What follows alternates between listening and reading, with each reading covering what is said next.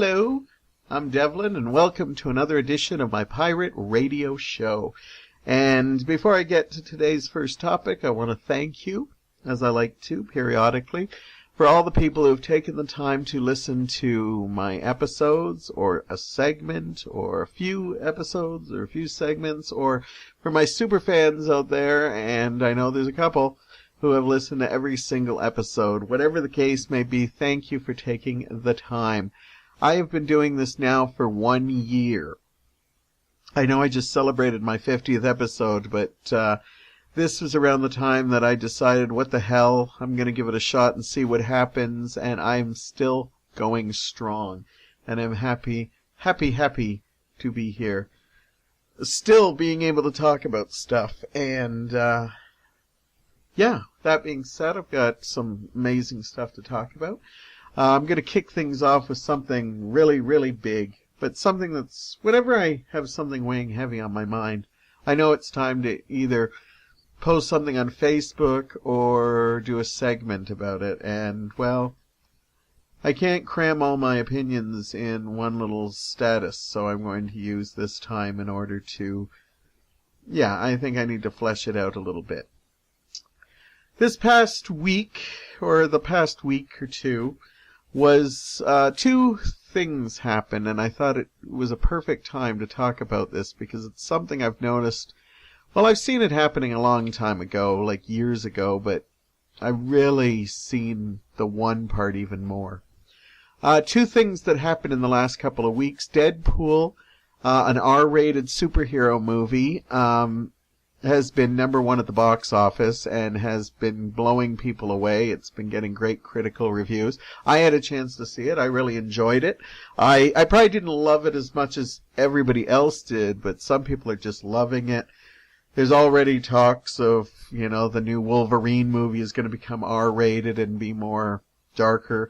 And there's even talk the Batman vs. Superman is going to have a R-rated version when it hits Blu-ray. And so Deadpool surprised everybody. Everybody thought it would do okay at the box office, but it wound up making something like $155 million on its opening weekend. Nobody could have predicted that. No one predicted it. Well, maybe the odd person, but even Hollywood wasn't predicting it, because R-rated movies don't usually do that big, and when they are R-rated movies that do that big, they're usually comedies. And as I said, nothing comes close to that. It broke records all over the place. And then the good reviews got other people out to see it too. And even when I went to see Deadpool, I was looking around and there were people that don't normally go see R-rated movies there, but because, so much positive stuff was coming out of it, they gave it a shot. The other thing that happened within the last couple of weeks was the very first Playboy debuted with the no boobies rule. As you know, Playboy decided to eliminate boobies, and they still have titillation pictures, but full-on nudes are no longer. I call it no boobies, but, they still have titillation. I've seen some of the pictures. They're still very artful, and Playboy was always artful, even when they were showing, naughty bits. They still always did it tasteful, but now it's more titillation, and the first magazine came out. And I thought it was interesting that these things happened pretty much at the same time, because I have noticed in the past several years, even in the past couple of decades, that we are basically saying goodbye to sex and hello to violence. Now, being North Americans, we tend to promote violence more than we promote sex. Whereas if you went to the UK, you will see that they kind of would rather, they're okay with sex, but they will actually censor the violence more. Here it's the opposite way. We, anything considered dirty is, automatically like chopped to bits. But, we embrace all violence and stuff. Now, I thought Deadpool was a violent movie, but not as violent as episodes of Sons of Anarchy, Walking Dead, Spartacus that I've seen that airs on TV. I would say that and I've seen a lot more, gore and stuff in other movies than I did in Deadpool. But, I think it's kind of sad in some ways. I'd rather we were more okay with, the body than we were with, showing people's heads getting blown away and stuff like that. I don't know. I just sometimes think that obviously excess of anything, sex or violence, is a bad thing. But I just think that people are more well adjusted if they're okay with, the body rather than, being able to like torture people and stuff like that. So I thought it was funny that the week that Playboy debuts its cleaner version is the same week that we embrace an R-rated superhero film filled with violence. Now, there is also sex in Deadpool, don't get me wrong. There is quite a graphic sex scene that is played more for humor. And there might be a little bit of a spoiler here, so if you haven't seen Deadpool, you might want to just kind of turn the volume down for about a minute. It's played very comedic. Sex is a great sex thing where they celebrate the holidays and they use things. And on International Women's Day, there's actually a scene, here's where the spoiler comes in, so you have been warned, where Deadpool is actually taking it up the ass from the woman of his dreams. And again, it's played humorously funny, and people find it enjoyable, the whole works. Yet a movie like 50 Shades of Grey, which, believe it or not, was the R-rated movie that topped the ratings, that was the top R-rated movie before Deadpool came up. That movie got a whole bunch of flack for basically how it portrayed sex in the movies and stuff like that, and that was rather handled casually. But because that movie is all about sex, we as North Americans put a black label on it and said how horrible it was, and people boycotted it and stuff like that. Deadpool, which, had that little bit of sex, but basically promotes violence and, dirty language and stuff, I never heard of any boycotts or anything like that. People didn't even go see 50 Shades of Grey and caused a boycott. Why? Because it's about sex. Violence, we embrace it. Hey, there's nothing wrong with that.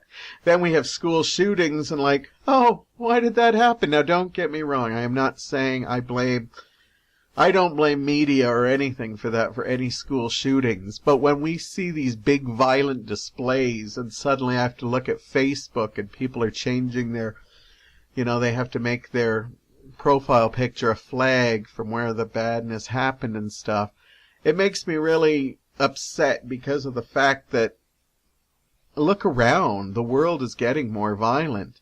And the fact that we embrace more violent cultures and stuff. I hear lots of people tell me, that they let their kids watch The Walking Dead. Even the last couple of weeks, it's been seen that because Deadpool's a superhero movie, that you're seeing young kids in the audience. And this is not a movie that should be embraced by young kids.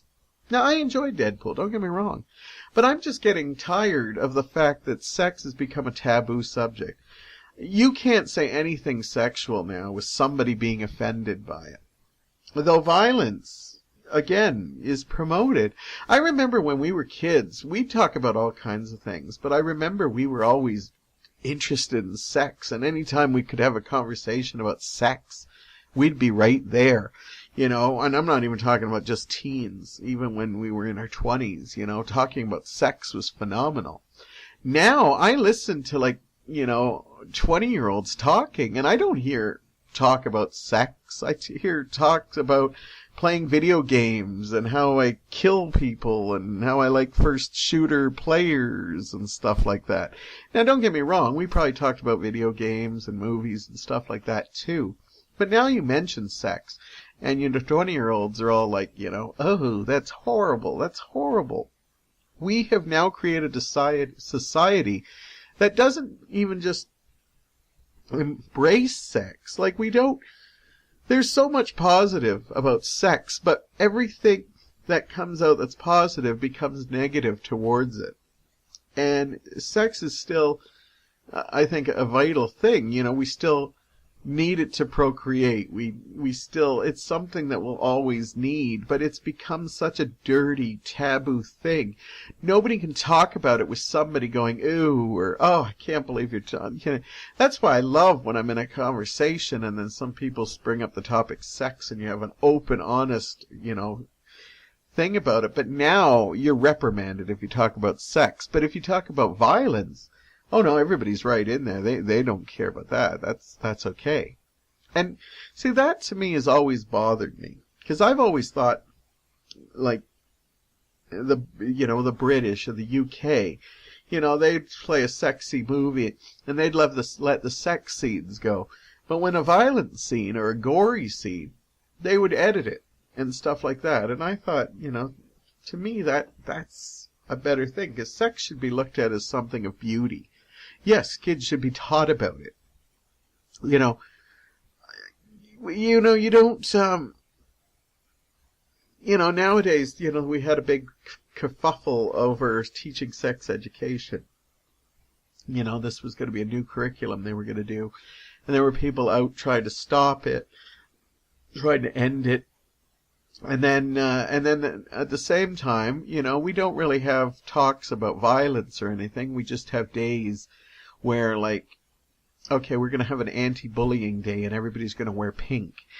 And everybody's going to wear pink, which I think is funny, because you're not really teaching about bullying that way. You're sort of teaching about it. But in some ways, you're also bullying people into wearing colors that don't necessarily mean any. Like, some people might not be comfortable wearing pink, and it's just not, and they may be anti-bullying, but then they get stressed out. I read on Facebook a family, and a couple of families, that their kid wanted to support anti-bullying, but they didn't want to be forced to wear pink. But they felt if they didn't wear pink, they would be reprimanded, because some teacher come up with this idea that if we all wear pink, we'll all be united. That is a beautiful thing, and I'm proud for all the kids that wore pink, and I'm all equally as proud for all the ones that, didn't. I don't think you should be forced into doing anything, but we have become a shaming society. I've talked about this a lot, and how bullying is not accepted, but shaming is okay. You cannot bully someone, but if somebody parks wrong, you can take a picture of them, put it on Facebook, show their address and stuff. That's okay. That's not a form of bullying. That's, that's shaming. That's okay. And it isn't really. And, so, they want to teach about sex and it becomes a big taboo thing. Why don't we just talk about violence, talk about bullying, talk psychologically in depth about this? Instead of just like, let's have a day where we all wear pink, and that will show that we do not stand for bullying. Now, I'm not going to discuss whether I think that sex should be taught in schools or in things, but I don't think sex should be such a negative thing. Since we embrace violence, like, we will let kids play video games, and I'm not saying all video games are horrible. If you enjoy it, that's fine. But there's some video games that, you're slowly building into first shooters and stuff like that. And psychologically, there's nothing wrong with it. But, it's just like anything. If the wrong kid plays the wrong thing and can't cope with that, then they're going to have troubles with it. And I'm not trying to say ban sex or violence. I like my entertainment with sex and violence. Don't get me wrong, I don't mind. But I don't like being in a world where sex is looked at as horrible. Everything is horrible about it. That, it's almost come to the point where I just see young people that think, let's get into a relationship and that's it. Sex is used to just have kids. That's all it is. Sex can be more beautiful than that. And more than that. But that's what we're going to. We're heading to that society. But at the same time, why are we embracing violence so much? Now, I might be speaking in riddles here, but just look around you. Just just do me a favor, and in the next couple of weeks, see how it's okay. Like a movie like 50 Shades of Grey comes out, and it gets such a backlash. People are talking about it being rape. People talking about it, taking S&M to a different place than people, like S&M people said it wasn't going in the right place. I saw 50 Shades of Grey. I did a review about it before, and I thought it was so stupid how people put this movie down for what it is. But then a movie like Deadpool comes by, and we embrace it because it's funny. It's funny violence. Funny violence. Well, then the next time when there is a tragedy in the world where somebody is shot, let's explain to our kids why this is not funny violence. Because we didn't crack a joke about it. Now, I'm not trying to be a prude. I'm just saying I want my sex and violence on an even keel. If I had to choose, I would rather see more titillation than more gore. I've seen my share of gore, and I don't care how you've seen it. Shows like Deadpool, as I said, I didn't even find that violent because I've kind of been desensitized to it. I love horror movies, and a lot of the new horror movies are all about gore. Sons of Anarchy, Spartacus, Walking Dead are all shows that I absolutely adore that have had huge amounts of violence and thing. Yes, they have sex too, but not nearly as much violence. And I don't want anything to be censored. I do believe in censorship. I don't think we have to take everything to the furthermore. I think that violence used in a way, same with sex, does not have to be taken. It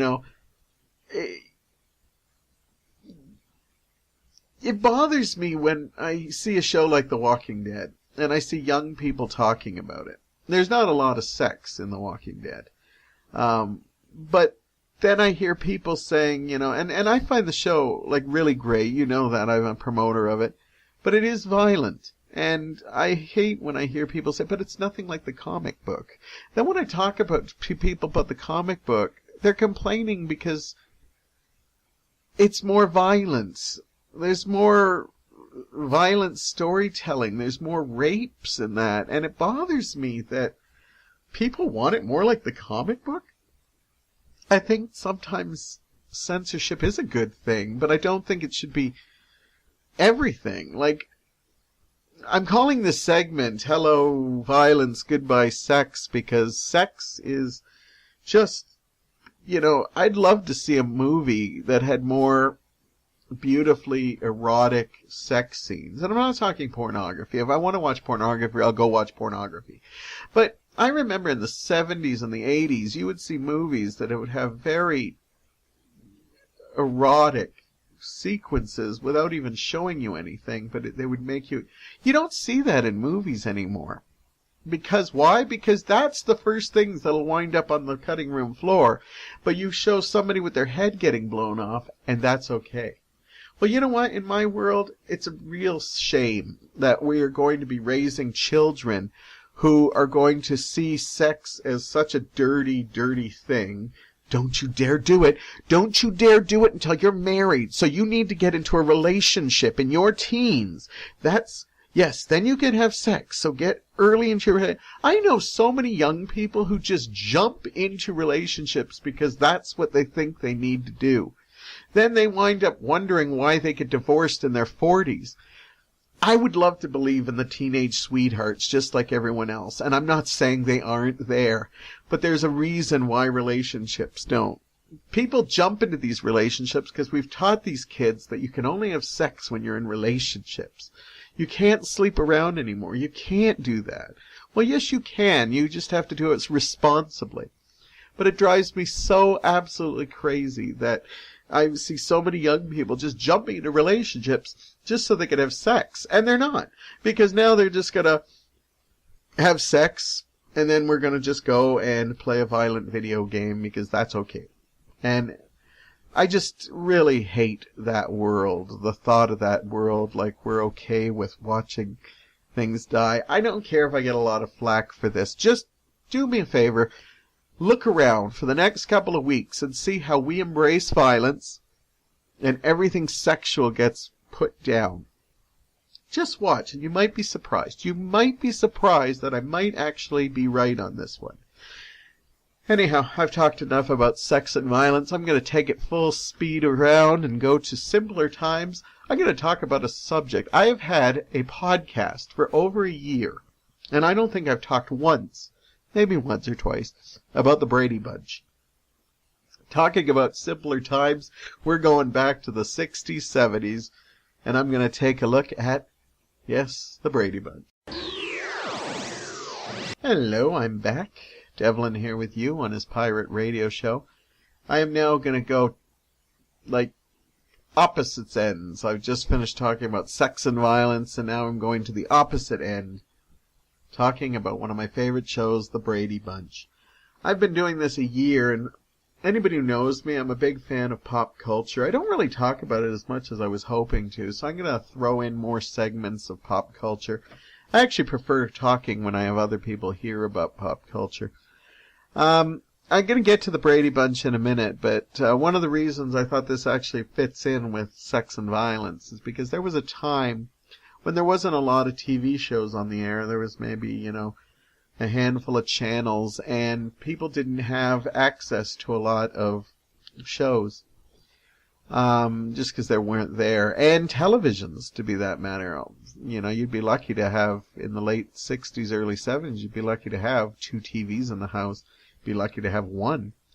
And this was a simple time, and some of you young people probably wouldn't get this as much, so this is a bunch of old people probably getting a chance to reminisce. But if you're interested, please listen. There was times where you would sit around the TV set together and watch it as a family, and I think sadly that's something that's missing. I think I was seeing that it was the early 2000s where media really exploded and people started getting laptops and tablets, and there was TVs starting to show up in every room of the house, and people just stopped watching TV together as a family and started, you could have dad at the big TV, mom would be, in the spare room with another TV, little Bobby would be watching a laptop, and Sister Sue would be up, watching her tablet, and everybody could be watching different shows. And that's great for variety, but it wasn't great for the family, because one of the things I have endearing is I remember shows that my parents would watch, and, they ran the TV, and so if that's what they were watching, I'd watch it with them. So shows like All in the Family and MASH and, stuff like that, I became endeared to. And I think of them when I see it because we used to sit around and watch that. One of my favorite shows to talk about is The Brady Bunch. The Brady Bunch was always... I liked The Brady Bunch because a lot of people always threw this as fluff. And it is. Honestly, it is a lot of fluff. But there's so much about The Brady Bunch that, to me, doesn't get recognized. Number one, they dealt with the first, real nuclear family, The whole thing of the Brady Bunch is Mike Brady's, wife passed away, and he had 3 boys. And then Mrs. Brady, Carol, had 3 girls, and her husband died. We assume they died. They don't really talk about it. And then they came together. It was much more than a hunch. If you know the theme song, you basically know the story. And this was one of the first TV families to look at something that would eventually become, in the future, a lot more... there's more families that have come together because of divorces or, deaths. And, so even though the Brady Bunch is looked on as fluff, it was really one of the first shows to show that 2 families could come together and make one big one. And that shouldn't be written off lightly. Yes, the storylines, Sherwood Schwartz, who created a lot of fluffy television, including Brady Bunch and Gilligan's Island, created this. And they wrote shows that were basically very fluffy and never got a lot of bite. But they did deal with a couple of serious topics, but didn't really deal with them in a serious way that we would see now. But they dealt with stuff like, being the middle child. That was something that nobody ever addressed. And I'm not a middle child, but I've always heard about how children can feel out of place, and they actually dealt with that on the Brady Bunch. So, they might not have been groundbreaking, but in some ways they were. A lot of people remember them mostly because of the bad fashions and, even their cheesy songs that they would sing later on, which was pretty much a direct, thing because the Partridge Family started, and so suddenly the Bradys had to sing too. But Mike and I we love watching a lot of new shows, but we do like to go back and watch some old shows, and Brady Bunch is one of our favorites. The legacy of the Brady Bunch, it's sad that we're now starting to hit new generations who don't get to see the Brady Bunch, because this was almost a rite of passage. Brady Bunch used to be in reruns, but you can catch it now probably on stuff like Netflix or Hulu or stuff like that or whatever streaming. Or you can catch it, I'm sure a lot of fans have it. Mike and I have all the DVDs. And we've showed them to people. We've had Brady Bunch nights. And, but the Brady Bunch has had such a legacy, and it's sad now we're slowly getting to the point where we're starting to see new generations who don't know the Brady Bunch, and you can't make a reference Brady Bunch. Every once in a while they try to bring it in. I believe it's Snickers or Mars just brought in a campaign to bring, the Marsha thing back. But, I hope the Brady Bunch always sticks around in some form because it was a great show. It only ran I believe it ran 6 years. I could be wrong on that. I like to think I'm a Brady authority, but the Bradys never died. They never died. They came through in various different ways. And even though the show only ran for a bit, it still lived on years in syndication. In fact, it was syndication that made it a hit show. It was never really a top 10 show until it played in syndication, which means kids would come home to school. When I was a little kid, I didn't see the Brady Bunch in its original run, but I'd come home from school and they'd have it on Channel 29 or something, and I'd get to watch it. Monday through Friday, there it was. And I started growing up with these kids, and because there were 6 kids in the family, you'd find one that you would relate to. Greg, Bobby, Peter, or Cindy, Marcia, Jan. There was one for everyone. My favorite was always Bobby. I don't know why. I wasn't as rambunctious as Bobby, but I kind of felt he was the one that I was probably the closest to. If I really analyzed it, I'd probably be closer to Jan, but I don't think I was as neurotic as her growing up. But yeah, maybe a Bobby-Jan split kind of thing. But the show had very many reincarnations after the show faded. A TV cartoon show came up called The Brady Kids that actually voiced some of the actors for the first season. And then they realized they weren't making a lot of money, and a lot of them bowed out. It's a horrible cartoon show. They added crazy little animals, and it was just a mess of a show. And we own it, but it's not something we watch all that often. We watched it the first round, and that was quite enough. After that, they reincarnated in the Brady Variety Show. Now, this is actually more notorious. More people know about it, of how bad it was, and it's been parodied, I know it's been parodied on The Simpsons, and it's been parodied on that 70s show. I think Family Guy must have took a crack at it, because it's considered one of the most notorious things. They actually made 9 episodes of it, and I have bootlegged versions of them. The very first variety episode, let me give you a setback, where the Brady Bunch was this sitcom about a family coming together. The Brady Variety Hour was going to continue the sitcom story, but in between they would be singing songs and show tunes and have guests. and have zany comedy, and it was just horrible. The first episode, I think Mike and I watched probably, I'm not exaggerating too much here, but maybe once a year. It is just so delightfully bad that we just have tears in our eyes. The other ones aren't as good, but the first one is just mesmerizingly like a car wreck bad. It has to be seen to believe. And trust me, you request it here, we will put it on for you. It's one of those things that we know it's bad, but we like to share it. After that, the show faded, and not all the people came back. Jan was smart enough to say no to it. So they actually had a replacement Jan and got somebody who could actually sing, and she was, their ringer, we'll call it. So the Brady Bunch finally died, and then a couple of years later, somebody thought, well, you know what? Brady Bunch is doing so well in syndication. Maybe it's time to bring on a new show. And, yeah, sounds logical.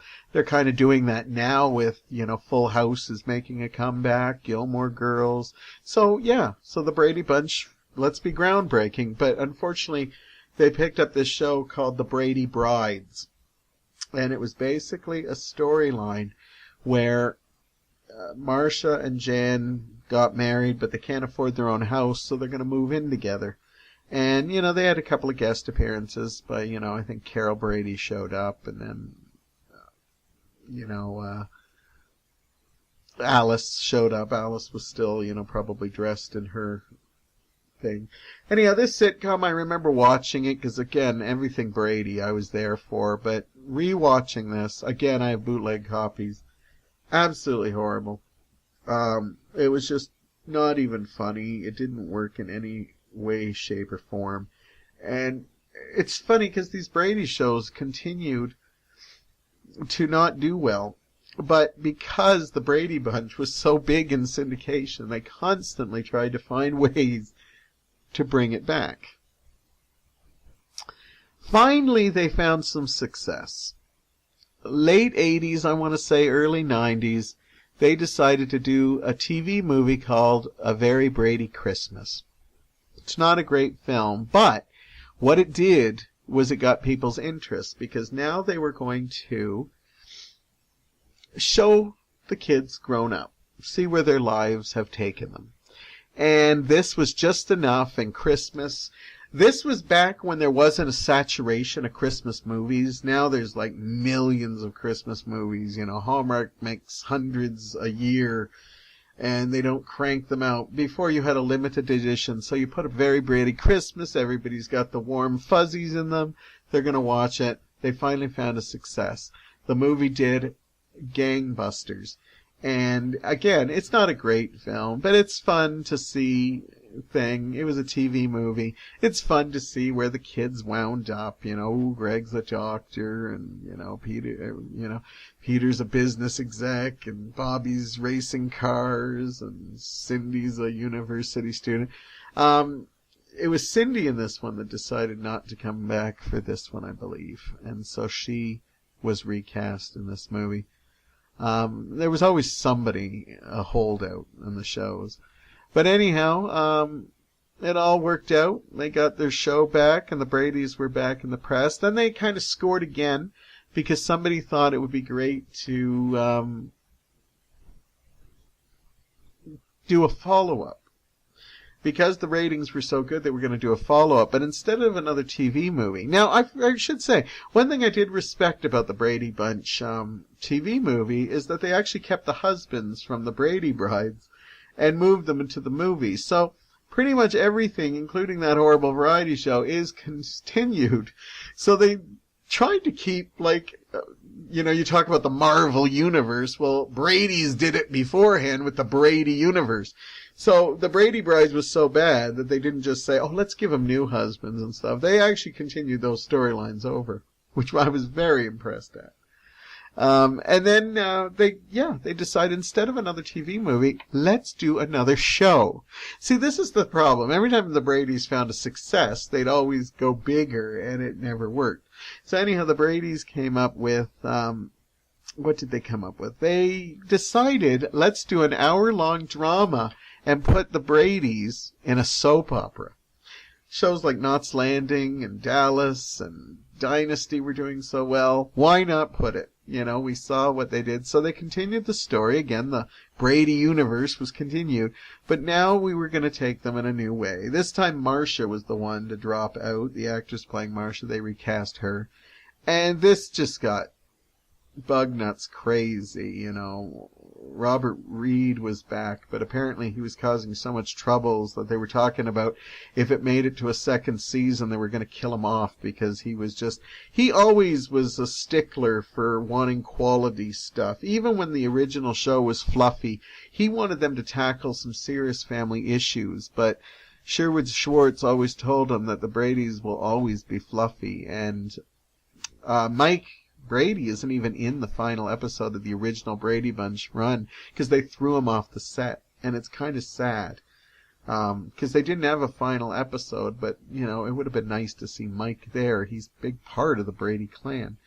So anyhow, but he was back and he was running for Congress, I believe, and basically the show had Marcia being an alcoholic and Bobby getting paralyzed in a racing accident. The show was so dark that nobody wanted to see this, and the ratings just plummeted. And once again, they came from strong TV movie to this horrible soap opera that nobody wanted to see the Brady's lives this miserable. So that got canceled right away. I have to say that a lot of the times when they did this, there were variations of that classic Brady Bunch theme. If you ever get a chance on YouTube, look up The Bradys. That was the name of the hour-long drama. And listen to the Florence Henderson sung dark version of The Brady Bunch. Maybe we'll find it and put it at the end of this segment or something. I don't know. Anyhow, it's brilliant. It is just so horribly brilliant. But I like how they constantly tried to keep that theme going. Anyhow, then they found success again. They decided to reboot it for the movie theaters, and the Brady Bunch movie not only was a surprise hit, but it was a kooky little great tribute to it. It stayed true to the Bradys and also played them a little bit to be the fool. They basically showed what the Bradys would be like if they lived in the 90s or the 2000s, whenever the movie came out, and the Bradys just kept their 60s values, and it worked because it not only got critical raves, it also became a box office smash. They followed that up with a Very Brady sequel, which I still thought was amazingly well written. They went a little darker. There's a whole bunch of Greg Marcia flirting that I think a lot of people didn't like, but funny stuff, if you didn't mind them going a bit dark. They also played up the fact, somebody coming back claiming to be, Carol Brady's long-lost husband and stuff. I still think it went well, but unfortunately it didn't make enough money to justify a third movie. That is, they did do a third movie, but it was a TV movie, and that movie was absolute crap, called The Bradys Go to Washington, where Mike Brady accidentally becomes president of the United States, and the Bradys move into the White House, and it is so bad that, Shelley Long and Gary Cole, who were in the original reboots, and I have to say, Shelley Long and Gary Cole as the new Florence Henderson, Robert Reed, are absolutely beautifully cast in this. And when they even did the TV movie, they came back but recast it. All the kids were getting way too old to do it.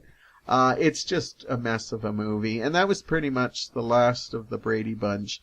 I've heard rumors that they do live shows with the Brady Bunch, back in the day too. But as you can see, I'm a nut for the Brady Bunch. And, Brady Bunch set the stage for so many great sitcoms later. And when I say great, I mean mediocre at best. But, if there was no Brady Bunch, you probably wouldn't have had stuff from all generations. You wouldn't have everything from, like the Partridge Family to, the Cosby Show, Family Ties, Roseanne even.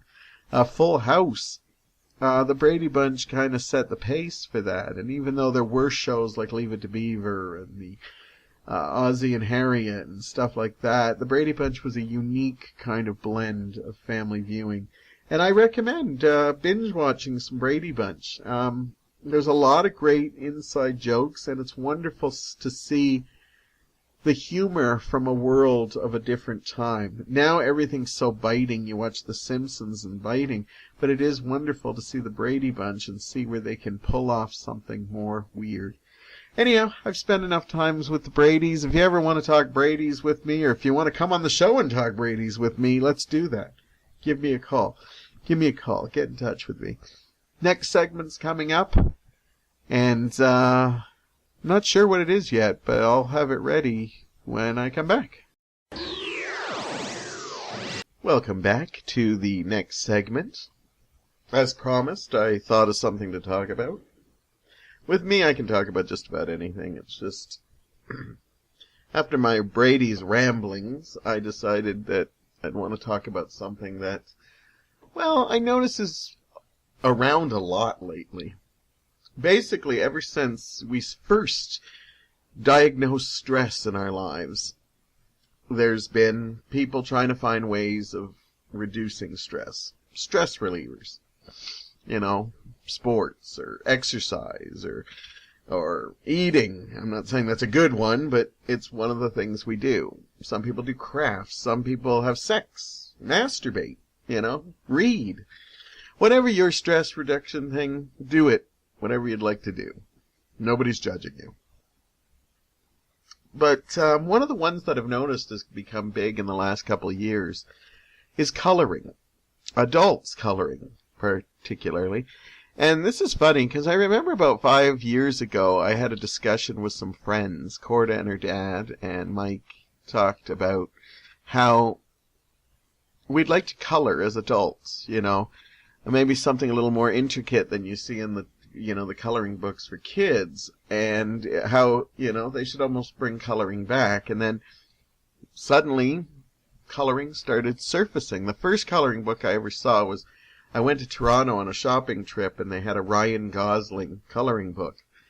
I thought it was unique. I thought about buying it. I'm a big Ryan Gosling fan, but then I thought, I don't want to color this because it's pretty much going to be the same colors. Yes, of course, you can be inspirational and, color, Ryan purple and, green hair, whatever you want. But I'm a traditionalist. I would always have to go with the flesh color or, blonde hair. Even as a kid, I used to love to color. I could spend hours. I drew and colored, and one of my favorite toys as a kid was a tracing machine. It was a light-up tracing machine that basically you could put anything on it and trace it, and then I could color it. So I could, trace, Olivia Newton-John pictures and color them, or oddly putting coloring book pictures, because sometimes I went through a weird phase where I didn't really want to color in my coloring books, so I'd make coloring pages. Don't judge me. I was a twisted little kid like everybody else. But anyhow, I'd like to say I was one of those kids who didn't care if they colored outside the lines, because I'd like to think I'm that kind of person, but no, I was very anal in making sure I never colored out of the lines. I was even one of those kids that used to, the part I was going to color, I would take the crayon and I would color around it, just so that when I colored in, I wouldn't go past where I had colored around. Anyhow, it used to drive me crazy when I would have, I'm trying to think of a cherished coloring book. I think one of my most cherished was a Star Wars coloring book I had, because it was a little more intricate than, something like Mickey Mouse or, Scooby-Doo or something. And I painstakingly, colored everything that I had to in there. And then you'd have, company come over, and they'd have kids, and you'd be told to share.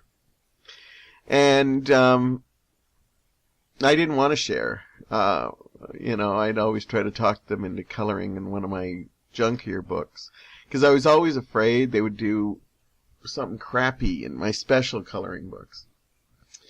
Yeah, I know. I'm not saying I didn't have some issues as a kid.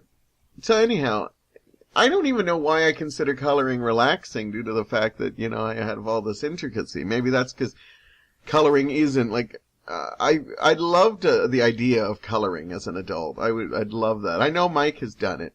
Mike has been given some coloring things, and I know he's colored Superman and stuff. He likes to work with markers more than pencil crayons or crayons.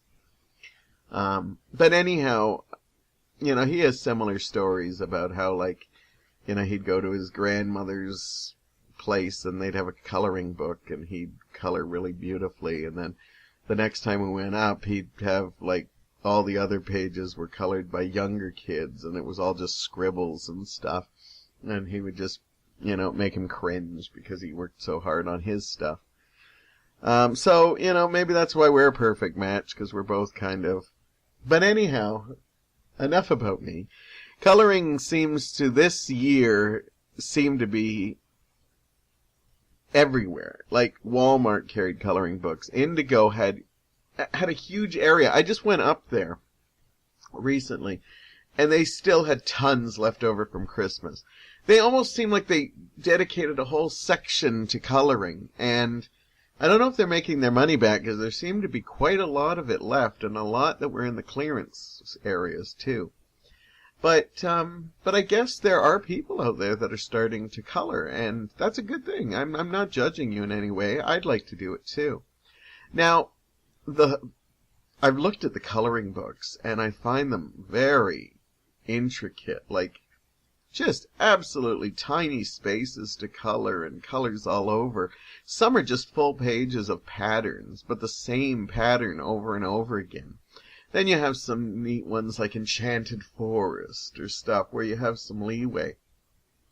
I've even seen some Harry Potter ones or some, stuff like that, which, even if I thought about going into coloring, I would not get these books. Well, I'm not the biggest Harry Potter fan.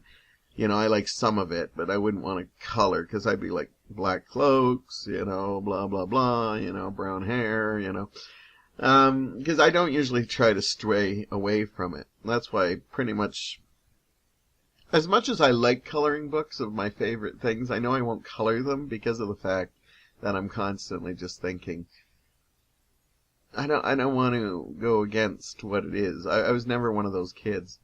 But seeing these intricate things, I think it almost peaked this year because everybody jumped on it. Every store you went into had a form of coloring book. Now, I would like to color, but I don't want to color these intricates. The only 2 intricate coloring books I saw out there this year that I thought would be interesting.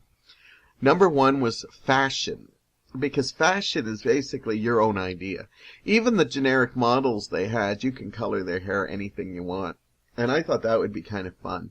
So I almost invested in that. And the other one I thought that was really neat was tattoo designs. It was just basically, people design tattoo designs. Everything from like, the dragons that wrap around your arm to like, blood, hearts and stuff. And to me, that just sounds more interesting than just doing repeated patterns. But I guess some people like that whole feeling the rhythm of doing just the same old pattern all the time and seeing what kind of colors you can mesh with it and stuff.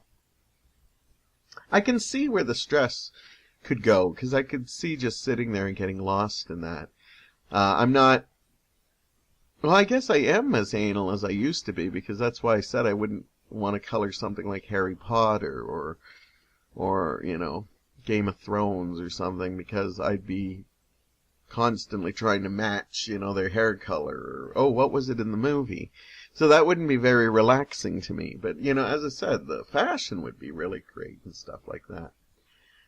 I kind of like that we have this kind of return to childhood because of this. I've heard of people also stress relief playing games they used to play as children, whether it be role-playing or just board games where they'd have board nights and play, and we're not even talking playing intricate games. I'm saying like cranking out like the Game of Life or Trouble or Scrabble or something like that. Yahtzee. Or anything like that. Or I've also heard of people actually getting together and playing with Lego. And I think that's really relaxing. I don't know if I will go into coloring or not, you know. As I said, I was tempted by the fashion one, but then I thought, I bet you this is something I just start and I never finish it. But I don't know, we might see. One of the things that would relax the hell out of me, but I'd feel kind of weird, is cranking out my old Barbie dolls. I have a couple collectors left that I wouldn't probably touch, get out of the box. But when I was a kid, I used to like playing with Barbie dolls. And I just found it relaxing. And even when my nieces were growing up, I'd tend to play Barbie dolls with them. And I found it very relaxing, just dressing. You know, there was nothing much more to it than that. You know, you dress them, undress them, dress them, undress them. You know, oh, where are we going? You know, somebody would say something, we're going to a party. And then you'd, you know, fight for the clothes to see what you would. But I don't know if I'd find too many of my friends that would just say, hey, let's have a Barbie party. And, you know, start buying, you know, used Barbie clothes or dollar store Barbie clothes. But it is kind of neat how we kind of regress to our childhood things in order to relieve stress. So, yay, if you're coloring and listening to the show, that would be amazing. I think that'd be great. I think looking for coloring pages would be fun too. I would love to honestly come out with a coloring book of, you know, something that's a little more detailed, but not quite as intricate as the ones I see. Because I'm turned off right away by the intricacies of some of these. Like, it's just like, this is horrible. You know, I like sea creatures too, but every aspect of the ocean is covered.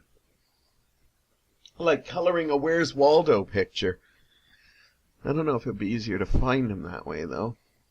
Probably color him first and then not color the rest of it because of that. But it would be great to, like, have, like, you know, make coloring books of old TV shows or something, you know, like, you know, The Brady Bunch or Three's Company, or even weirder stuff like, you know, Hardcastle and McCormick or The Fall Guy. You know, just every page had a different, you know, cast photo of, you know, the Munsters. That would be fun. And it would be stressful for me, too, because I'd want to color them the right colors. But, you know, some of the black and white shows, you kind of have a little bit of liberties, you know. Though I Love Lucy, her hair would still be red. I don't care if it's black and white. Then it would be fun if you had like a gothic thing and you actually colored it in gothic like colors, like whites and blacks and grays, and almost like made it look like it was an antique feel to it. But then again, that would be getting really creative, and that's way too, you know, as much as I'm all for creativity, if I'm looking for stress, you know, me coloring in a coloring book is creative, but it's not exactly something to make my creative outlet. This is just to relieve stress. But it would be awesome. Or even like doing a coloring book with, you know, famous historical moments. You know, like World War II or, you know, famous wars. I'm sure there is coloring books of famous wars. I don't know if that would be politically correct, but they should have like some geared to guys, because some guys like to color too. So, you know, there should be something for everyone, in my opinion, but I don't know. I think last year, I think it was just something that I think people went nuts on. I think there was a lot left over. I still don't think it's become a trend. Like, I think they tried to push it to be a really huge trend, and I think it has been building in the past couple of years, but I also think that last year they just overdid it and tried to, like, put too much out, and I think they overestimated. Because I can tell you right now, if you hit the stores and you're looking for coloring books, go now, because you can probably find discounts. As I said, Indigo looked like they had a whole area that was just dedicated to coloring. They had, you know, special pencil crayons, you don't want to use just the Laurentians, you want to use special. So they tried to make it a whole thing, and it's amazing how much you could find there, but it was also amazing how much was on discount and stuff. So if you're thinking of starting this trend, or you're still big into it, now's the time to go out and look, because I think they pushed it too much, and I think this is a trend that is probably not going to be as big as they hoped. But I'm anxious to see what the next childhood thing comes up from. Maybe we'll all be, I don't know, playing hopscotch again, or maybe we'll all be, I almost said lawn darts, but you can't buy them anymore. It's too bad. I really liked lawn darts. It's funny, for a kid who was afraid of pretty much everything when he was growing up, I actually really did like lawn darts. I was never afraid of lawn darts. Maybe I was a little bit afraid of lawn darts, but why am I talking about it? Lawn darts aren't going to make a comeback because, some person hurt themselves and ruined it for everybody else. Anyhow, yeah, so you be careful coloring out there, because one, broken crayon that goes up and takes somebody's eye out, and there'll be no coloring for anybody. So you take it easy. Do not ruin it like the person who ruined lawn darts for us. But anyhow, if you want to start coloring, I'm sure you could go online and find lots of great coloring pages. I recently found one that I should post. I posted on my Facebook, but I should actually post it. It was from 1967. It was a coloring page that said, "Hey kids, color this picture of Don Knotts eating at McDonald's and win prizes." And it was literally this picture of a guy who sort of looked like Don Knotts. You could definitely say that's Don Knotts. And he had a big burger that was bigger than his head. And I just loved it. I said, this is the kind of coloring page I need, like celebrities doing stuff. That would be fun. But anyhow, maybe today's the day you should start coloring. Go look online or go up to Indigo, pick up some coloring books and crayons, or just steal your kids. Come on. They're probably not doing it now. Coloring. Do kids color as much? I think they still do color, but now they probably color on the tablets, or they're shooting at Angry Birds or doing something. So just steal your kids' crayons. They're not using them, let's be honest. And if they are, well, let's hope they use them for a while, because it's stress relieving. And whether you're an adult or a kid, we all need ways to relieve stress. So on that note, thank you for listening to this episode. Hopefully I've relieved some stress. Hopefully just my calm, soothing voice talking about coloring helped you out a bit. And if it didn't, well, go read or color or masturbate or whatever you want to do. But thank you for listening. I appreciate your taking your time and giving me a few moments of your life. And I will be back next week with another fun-filled show. And I'll talk to you all very, very soon.